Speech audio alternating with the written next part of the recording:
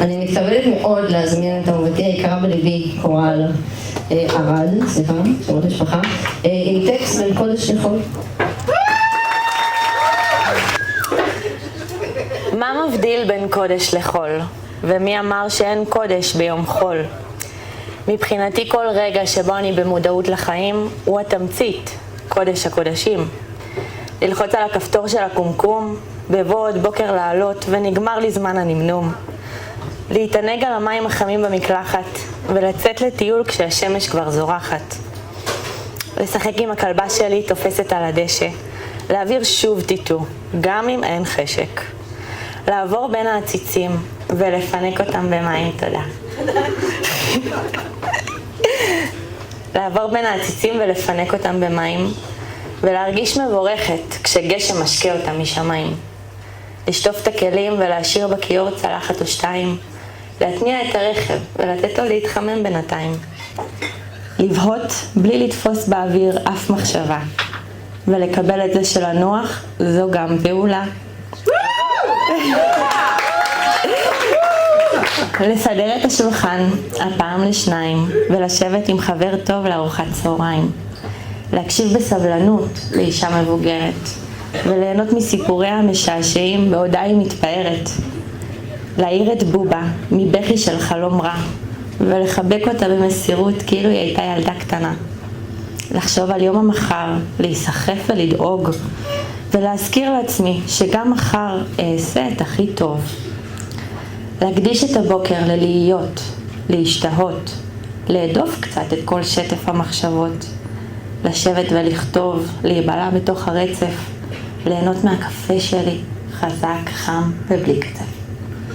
לעצום עיניים, לשלב רגליים, למתוח ידיים, להקשיב לנשימות שלי, זורמות כמו מים.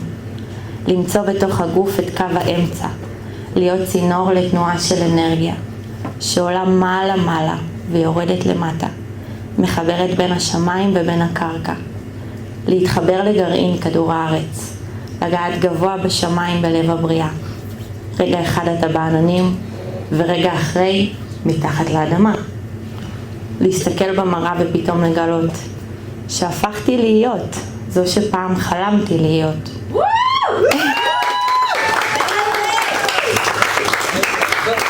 להעריך ולנצור את הדרך שעשיתי.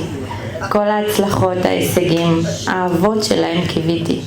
את אלה שהגשמתי וגם אם בדרך טעיתי. לסלוח לעצמי גם כשלפעמים אני נשברת.